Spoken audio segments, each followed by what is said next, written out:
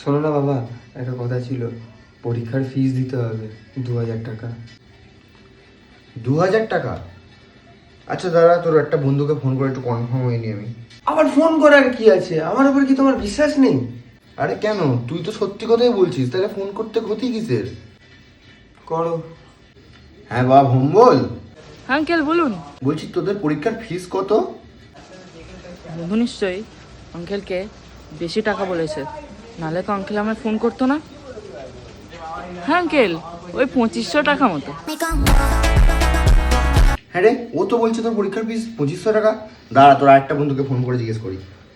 হ্যাঁ বাবা হদল, হ্যাঁ বলছি, তোদের পরীক্ষার ফিস কি 2500 টাকা? বন্ধু মনে হয় তার বাবাকে 2500 টাকা বলেছে। একটা কাজ করি, বাড়িয়ে বলি, তাহলে পরে পার্টি নেওয়া যাবে। কাকু 3500 টাকা। হ্যাঁ রে, ও তো 3500 টাকা বলছে, তুই এত কম বললি কেন?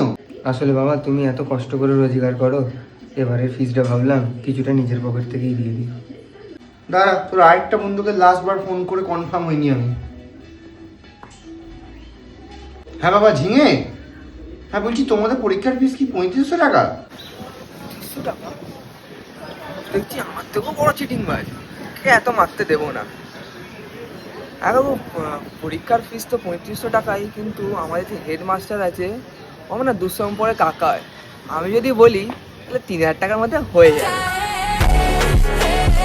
আচ্ছা আচ্ছা বাবা, ঠিক আছে ঠিক আছে। না বাবা, ক্যাশ দিও না, অনলাইনেই দাও।